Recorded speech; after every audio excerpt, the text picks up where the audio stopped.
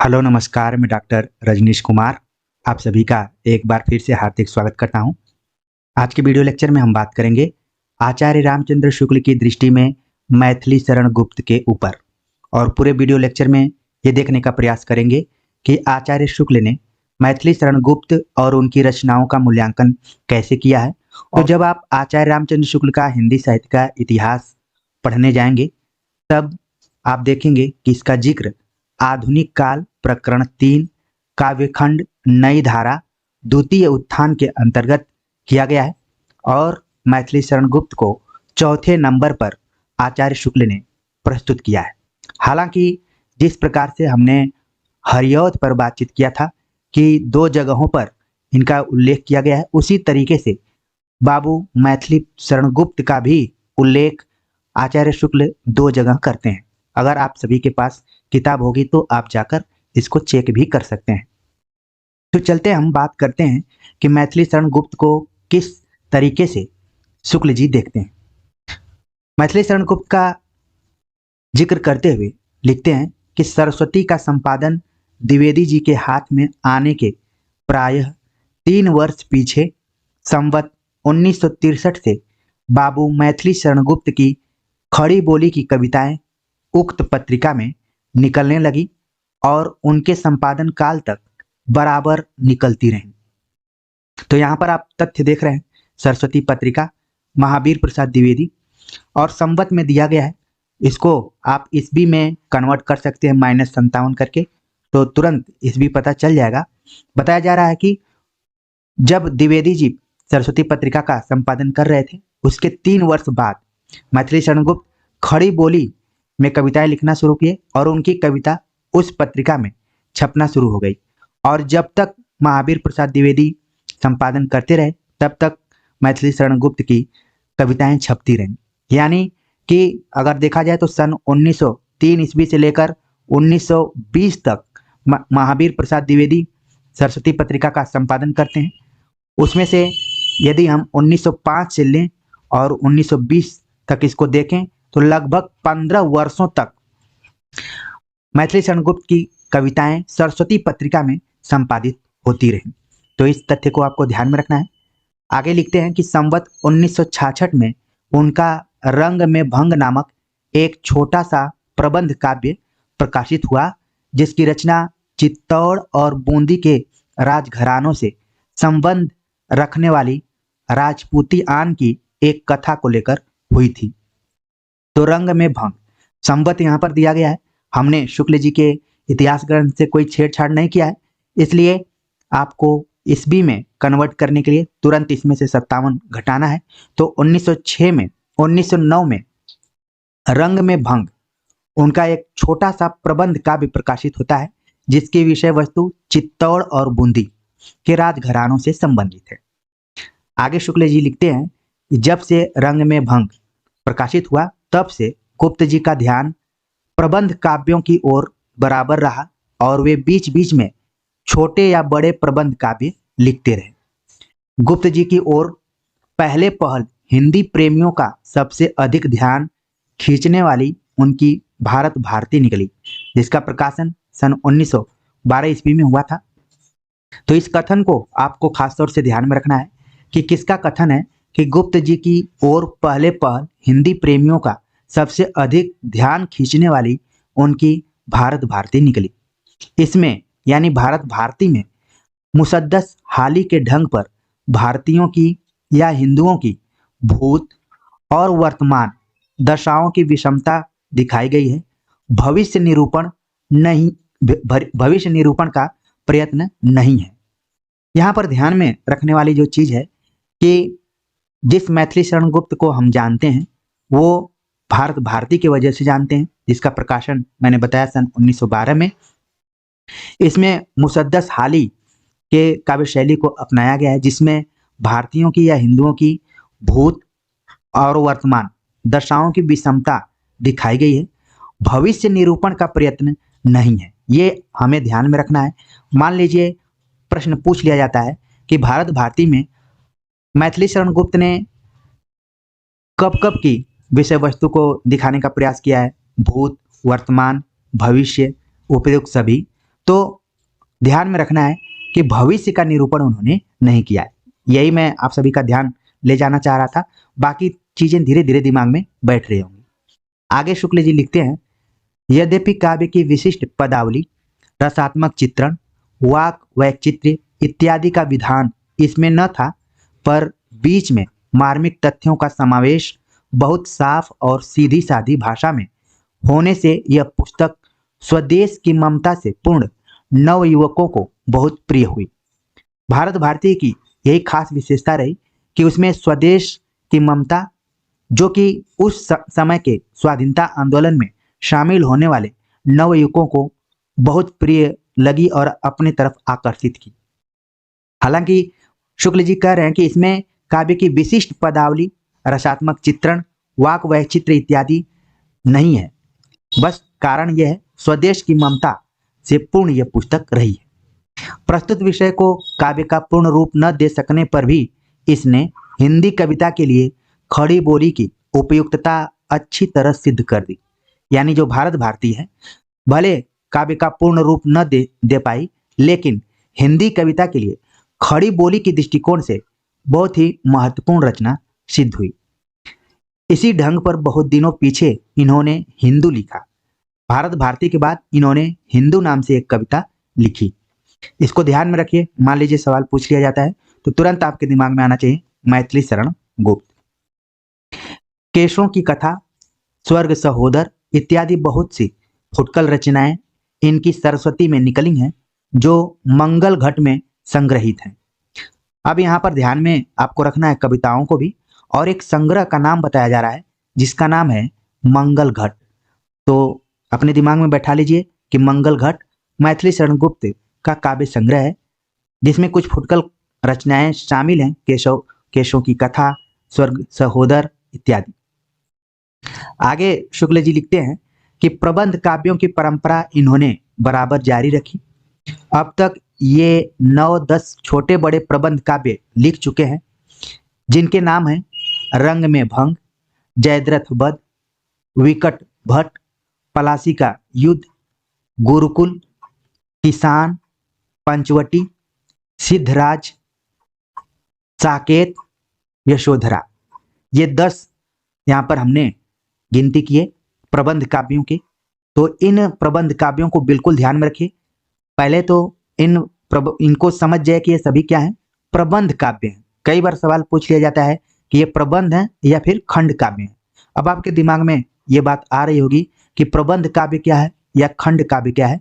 तो इस पर हमने विस्तार से एक वीडियो में बताया हुआ है, आप प्ले लिस्ट में जाकर देख सकते हैं। फिलहाल यहाँ पर आपको ध्यान में ये रखने की जरूरत है कि शुक्ल जी ने मैथिली शरण गुप्त के 9-10 छोटे बड़े प्रबंध काव्यों का उल्लेख किया है, जिनके नामों को हमने बता दिया। और अब ध्यान में रखने वाली बात यह है कि अंतिम 2 बड़े काव्य हैं, यानी कि छोटे काव्यों की संख्या लगभग 7 है और बड़े काव्य साकेत और यशोधरा है। अंतिम 2 बड़े काव्य साकेत और यशोधरा है, और जितने भी काव्य हैं वो सब छोटे हैं। विकट भट्ट में जोधपुर में एक राजपूत सरदार की 3 पीढ़ियों तक चलने वाली बात की टेक की अद्भुत पराक्रम कथा है।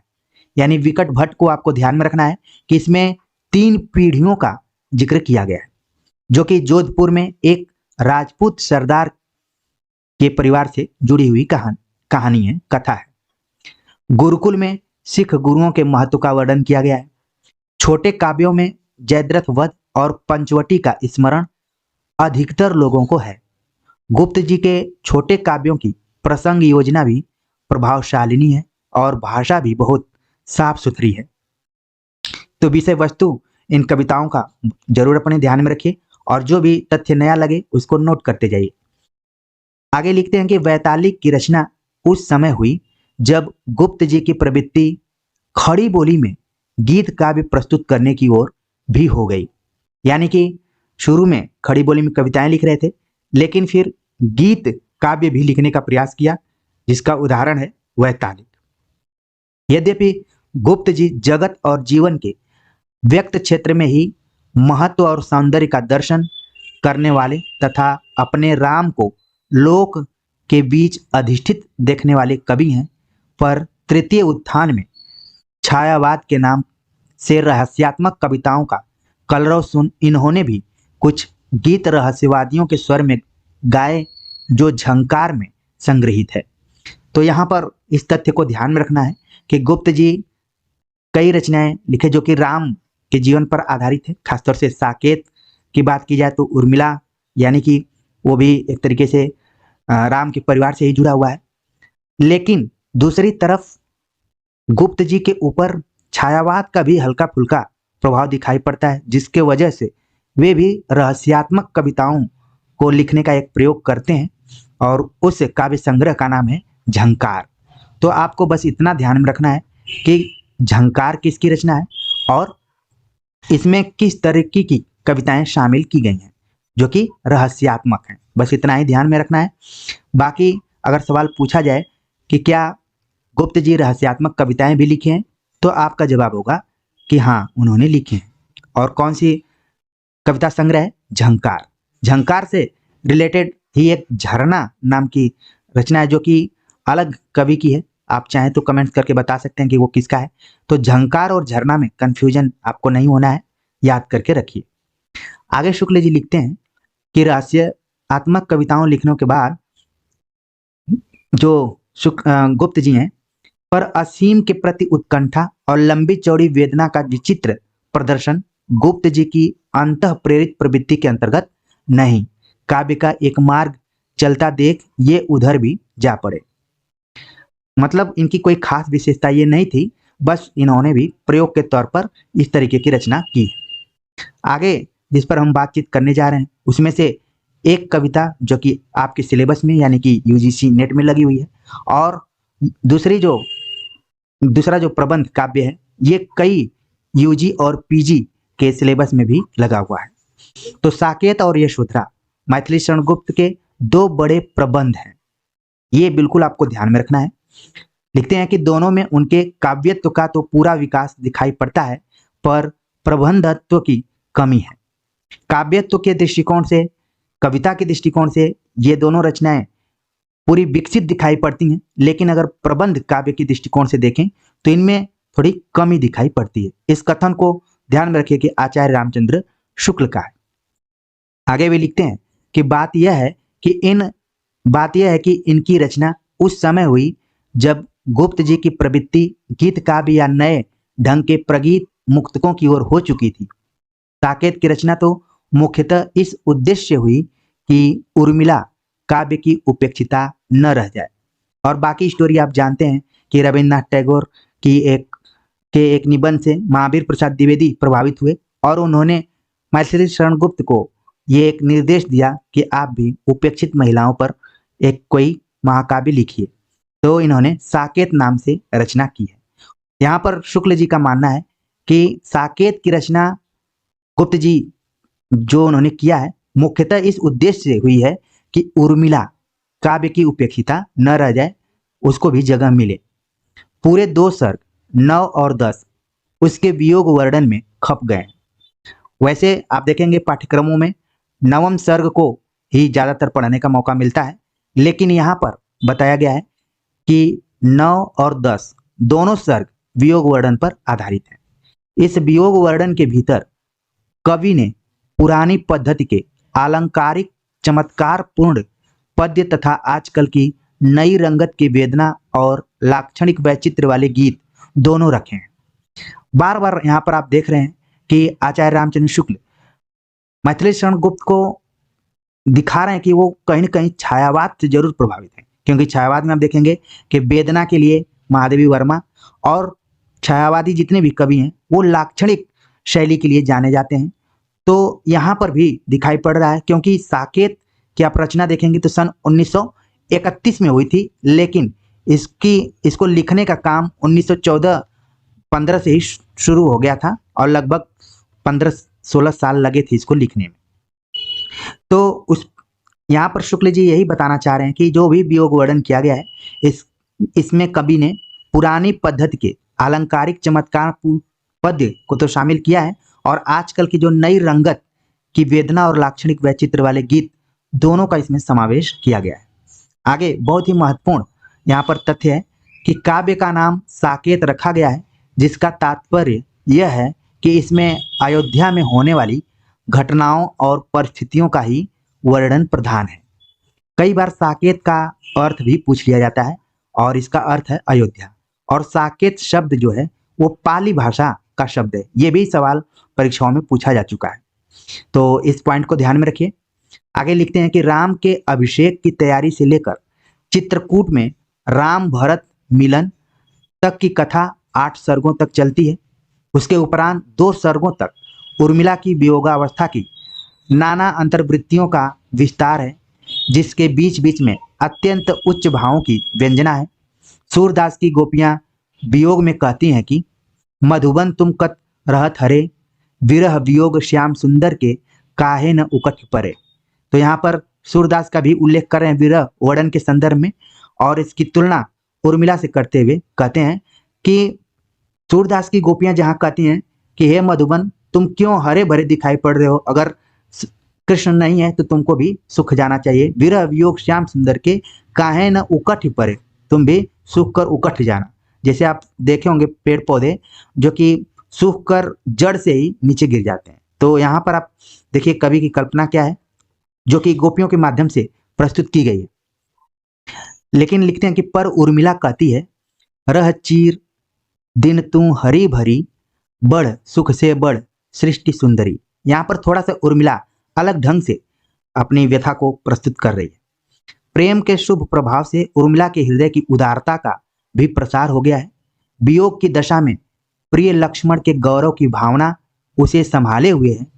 उन्माद की अवस्था में जब लक्ष्मण उसे सामने खड़े जान पड़ते हैं, तब वह भावना को गहरा आघात पहुंचता है और व्याकुल होकर कहने लगती है। क्या कहती है? प्रभु नहीं फिरे क्या तुम ही फिरे, हम गिरे अहो तो गिरे गिरे। दंडकारण्य से लेकर लंका तक की घटनाएं शत्रुघ्न के मुंह से मांडवी और भरत के सामने पूरी रसात्मकता के साथ वर्णन कराई गई हैं। रामायण के भिन्न भिन्न पात्रों के परंपरा से प्रतिष्ठित स्वरूपों को विकृत न करके उनके भीतर ही आधुनिक आंदोलनों की भावनाएं, जैसे किसानों और श्रमजीवियों के साथ सहानुभूति, युद्ध प्रथा की मीमांसा, राज व्यवस्था में प्रजा का अधिकार और सत्याग्रह, मनुष्यत्व कौशल के साथ झलकाई गई हैं। किसी पौराणिक या ऐतिहासिक पात्र के परंपरा से प्रतिष्ठित स्वरूप को मनमाने ढंग पर विकृत करना हम भारी अनाड़ीपन समझते हैं।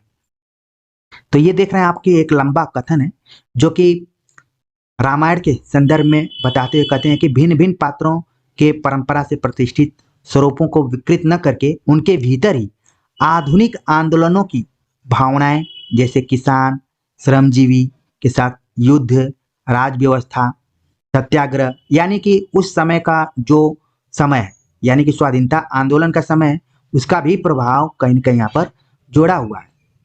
लेकिन कहते हैं कि किसी पौराणिक या ऐतिहासिक पात्र के परंपरा से प्रतिष्ठित स्वरूप को मनमाने ढंग से विकृत करना हम भारी अनाड़ीपन समझते हैं। यहाँ पर थोड़ी सी आलोचना उन्होंने मैथिली शरण गुप्त की कर दी है। आगे की जो रचना है वो है यशोधरा। यशोधरा के बारे में लिखते हैं कि यशोधरा की रचना नाटकीय ढंग पर है। ये खास विशेषता है यशोधरा की। उसमें भगवान बुद्ध के चरित्र से संबंध रखने वाले पात्रों के उच्च और सुंदर भावों की व्यंजना का परस्पर कथोपकथन है, जिसमें कहीं कहीं गद्य भी है। भाव व्यंजना प्रायः गीतों में है। एक चीज आप पढ़े होंगे, यशोधरा चंपू काव्य के अंतर्गत भी आती है, ठीक है। तो चंपू काव्य के अंतर्गत इसको रखा जाता है, इसीलिए कहा गया है कि कहीं कहीं गद्य भी है और कहीं कहीं गीत भी है। जो रचना गद्य और पद्य में लिखी जाती है वही क्या होती है? चंपू होती है। ये भी क्या है? एक काव्य का रूप है। दृश्य काव्य, श्रव्य काव्य और चंपू काव्य 3 तरीके के काव्य रूप होते हैं, जिसको कि आप एक वीडियो लेक्चर में जाकर देख सकते हैं। तो यशोधरा नाटकीय ढंग पर है, महात्मा बुद्ध के चरित्र पर आधारित है, और चंपू काव्य के तौर पर है। गद्य और गीत दोनों का इसमें क्या है? समावेश है। अगली रचना है जिसका नाम है द्वापर। द्वापर में यशोदा, राधा, नारद, कंस, कुब्जा, ये 5 पात्र का नाम दिया गया है, 5 पात्रों का। यानी यशोदा, राधा, नारद, कंस, कुब्जा इत्यादि कुछ विशिष्ट व्यक्तियों की मनोवृत्तियों का अलग अलग मार्मिक चित्रण है। नारद और कंस की मनोवृत्तियों के स्वरूप तो बहुत ही विशद और समन्वित रूप से सामने रखे गए हैं।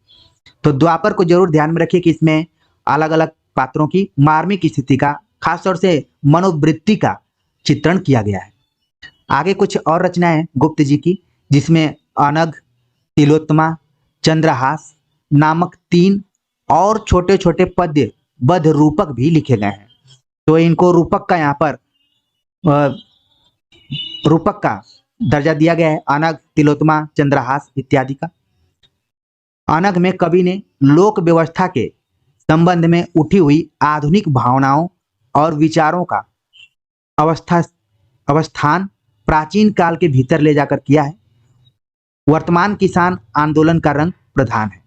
अनग जो रचना है गुप्त जी की है, और उसमें लोक व्यवस्था को आधुनिक दृष्टिकोण से देखने का प्रयास किया गया है।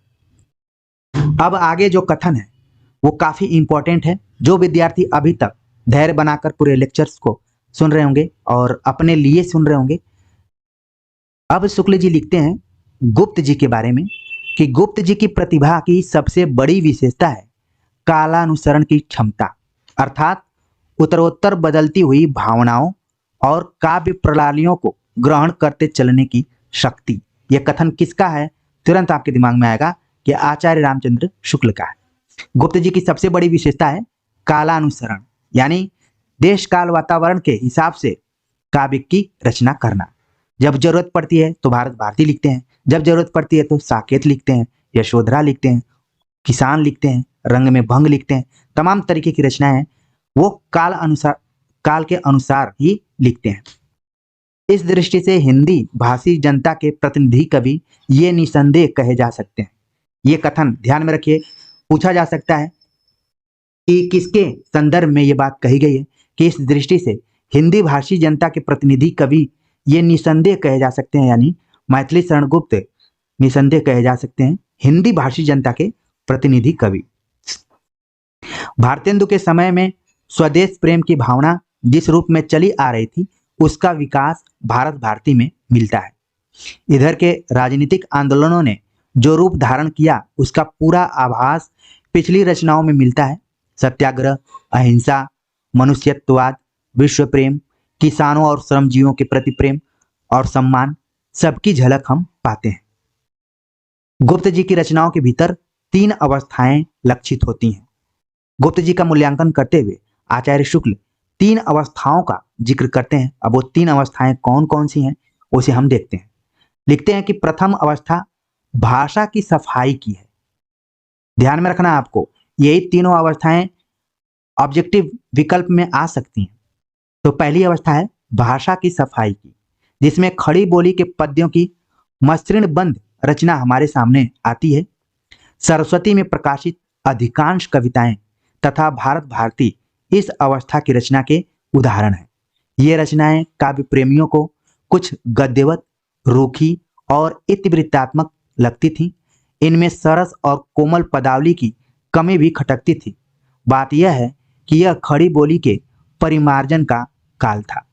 तो इस पूरे कथन में आप देख रहे हैं कि कई बातों की तरफ संकेत शुक्ल जी करते हैं। पहले तो भाषा की सफाई यानी स्पष्टता की तरफ, दूसरा भारत भारती जैसे स्वदेश प्रेम पर आधारित काव्य ग्रंथ की तरफ, तीसरा जो भी द्विवेदी युग की खास प्रवृत्तियां, गद्यवत, रुखापन, इतिवृत्तात्मकता, सरसता और कोमलता का अभाव और खड़ी बोली का उस समय कविता के रूप में प्रयुक्त होना, ठीक ना, खड़ी बोली का कविता में प्रयोग होना, ये सब एक तरीके से विशेषताओं के तौर पर ही देखा जा सकता है। तो 4 विशेषताएं इस पूरे कथन में बताई गई। प्रथम अवस्था भाषा की सफाई के बारे में बात करते हुए आगे बात करते हैं कि इसके अनंतर मतलब इसके बाद गुप्त जी ने बंग भाषा की कविताओं का अनुशीलन तथा मधुसूदन दत्त रचित ब्रजांगना, मेघनाथ वध आदि का अनुवाद, उबड़ खाबड़ और अव्यवहित संस्कृत शब्दों की ठोकरें कहीं कहीं विशेषतः छोटे छोटे छंदों के चरणांत में अब भी लगती हैं। तो कैसे बंग भाषा की कविताओं से प्रभावित रहे हैं और उनका अनुवाद मैथिली शरण गुप्त ने किया है। तो अनुवाद बहुत सटीक नहीं है, बल्कि उबड़ खाबड़ और अव्यवहित है। संस्कृत शब्दों का जो भी प्रयोग उन्होंने किया है वो थोड़ा सा पढ़ने में लोगों को दिक्कत होती है।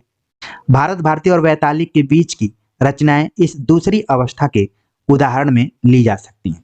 तो भारत भारती और वैतालिक के बीच कौन कौन सी रचनाएं हैं जिनका कि जिक्र हम ऊपर कर चुके हैं। आगे लिखते हैं जो तीसरी अवस्था कही जा सकती है, लिखते हैं कि उसके उपरांत यानी दूसरी अवस्था के उपरांत बाद में छायावाद कही जाने वाली कविताओं का चलन होता है और गुप्त जी का कुछ झुकाव प्रगीत मुक्तकों यानी लिरिक्स और अभिव्यंजना के लाक्षणिक वैचित्र की ओर भी हो जाता है। इस झुकाव का आभास साकेत और यशोधरा में भी पाया जाता है। यह तीसरी अवस्था है, यानी कि जब भी साकेत और यशोधरा की बात की जाएगी तब उसकी विशेषता में प्रगीत मुक्तकों की और अभिव्यंजना के लाक्षणिक वैचित्र की भी बात की जाएगी और थोड़ा बहुत छायावाद का प्रभाव इन पर दिखता है। 1931 और 1932 क्रमतः दोनों रचनाएं हैं, जो कि छायावाद का समय भी है और यहाँ पर क्लियर भी आपको चल रहा है। आगे बात करते हैं। बहुत बड़ी बात फिर से लिख रहे हैं शुक्ल जी, लिखते हैं कि गुप्त जी वास्तव में सामंजस्यवादी कवि हैं, प्रतिक्रिया का प्रदर्शन करने वाले अथवा मद में झूमने वाले कवि नहीं हैं। ये बहुत बड़ी बात यहाँ पर कही गई। अभी तक हम सब सामंजस्यवादी कवि के तौर पर तुलसीदास का नाम लिया करते थे, लेकिन यहाँ पर आप देख रहे हैं कि शुक्ल जी आधुनिक काल में गुप्त जी को भी सामंजस्यवादी कवि के तौर पर देख रहे हैं। ठीक है, सॉरी। आगे वे लिखते हैं, सब प्रकार की उच्चता से प्रभावित होने वाला हृदय उन्हें प्राप्त है। प्राचीन के प्रति पूज्य भाव और नवीन के प्रति उत्साह दोनों इनमें है। इनकी रचना के कई प्रकार के नमूने नीचे दिए जाते हैं और जब इतिहास ग्रंथ आप पढ़ेंगे तो कई पंक्तियां यहाँ पर दी गई हैं। मैंने पंक्तियों को आज प्रयोग के तौर पर कट करके लगाने का प्रयास किया, लेकिन बहुत सारे शब्द कट जा रहे थे, फिर मैंने उसको हाथों से लिखा। लिखते हैं कि क्षत्रिय सुनो अब तो कुयश की कालिमा को मेट दो, निज देश को जीवन सहित तन मन तथा धन भेंट दो। फिर से पढ़ता हूं, क्षत्रिय सुनो अब तो कुयश की कालिमा को मेट दो, निज देश को जीवन सहित तन मन तथा धन भेंट दो। वैश्यों सुनो व्यापार सारा मिट चुका है देश का, सब धन विदेशी हर रहे हैं, पार है क्या क्लेश का। जो कि भारत भारती से उद्धृत किया गया है। ठीक है, भाभा इसको नोट कर सकते हैं, भारत भारती से लिया गया है। यहाँ पर क्षत्रियों को संबोधित किया और वैश्यों को संबोधित किया। इन पंक्तियों को जब आप पढ़ रहे होंगे तो आपको कहीं कहीं भारतेंदु भी याद आ रहे होंगे। कुछ उन्होंने कहा था कि पै धन विदेश चल जाते हैं, यही अति ख्वारी, आवं रोवं मिल भारत भाई। इस तरीके से कविता उन्होंने लिखी है। आगे लिखते हैं कि थे हो और रहोगे जब तुम, थी हूं और सदैव रहूंगी, कल निर्मल जल की धारा सी, आज यहाँ कल वहां बहूंगी। दूती बैठी हूं सजकर मैं, ले चल शीघ्र मिलूं प्रियतम से, थाम धरा धन सब तजकर मैं। ठीक है, तो ये पंक्तियां हैं, इनको ध्यान में रखिए। अच्छी आंख मिचौनी खेली, बार बार तुम छिपो और मैं खोजूं तुम्हें अकेली। निकल रही है उर से आ, ताक रहे सब तेरी राह। चातक खड़ा चोंच खोले, संपुट खोले सीप खड़ी, मैं अपना घट लिए खड़ा हूं, अपनी अपनी हमें पड़ी। ये झंकार नाम से जो हमने बताया कि रहस्यवादी जो कविताओं का संग्रह है झंकार, उससे ये सारी पंक्तियां ली गई हैं। पहले आंखों में थे, मानस में कुद मगन प्रिय अब थे, घटना हो चाहे घटा उठ न नीचे से नित्य, आती है ऊपर सखी छाकर चंद्रादित्य, इंद्रबधु आने लगी क्यों निज स्वर्ग विहाय, नन्ही दूबों का हृदय निकल पड़ा यह हाय, इस उत्पल से काय में हाय उपल से प्राण, रहने दे वक्त ध्यान ये पावे ये दृग त्राण। आगे की जो पंक्ति है ये कई बार ऐसे लगता है कि ये महादेवी वर्मा की पंक्ति है, लेकिन आपको मैथिली शरण गुप्त को ध्यान में रखना है। वेदने तू भी भली बनी, ठीक है, क्योंकि बताया गया है कि ये भी थोड़ा सा विरह वेदना और रहस्यात्मक ढंग की कविताएं लिखते थे। तो ये वेदना शब्द देखने से आपको ये न लगे कि ये महादेवी वर्मा का है, बल्कि मैथिली शरण गुप्त का है। वेदने तू भी भली बनी, पाई मैंने आज तुझी में अपनी चाह धनी, अरी वियोग समाधि अनोखी, तू क्या ठीक ठनी, अपने को प्रिय को जगती को देखूं खींची तनी। हाँ, मेरे कुंजों का कूजन रोकर निराश होकर सोया, वह चंद्रोदय उसको उड़ रहा है, धवल वसन सा धोया। सखी निरख नदी की धारा, ढलमल ढलमल चल चल चल चल, झलमल झलमल तारा। निर्मल जल अंतस्थल करके, उछल उछल कर छल छल करके। ये एक बार पूछा जा चुका है कि ढलमल ढलमल चल चल चल चल ये किस रूप में आया हुआ है। आप देखेंगे प्रीवियस ईयर के क्वेश्चन पेपर को, तो एक बार सवाल में आया है। ठीक है।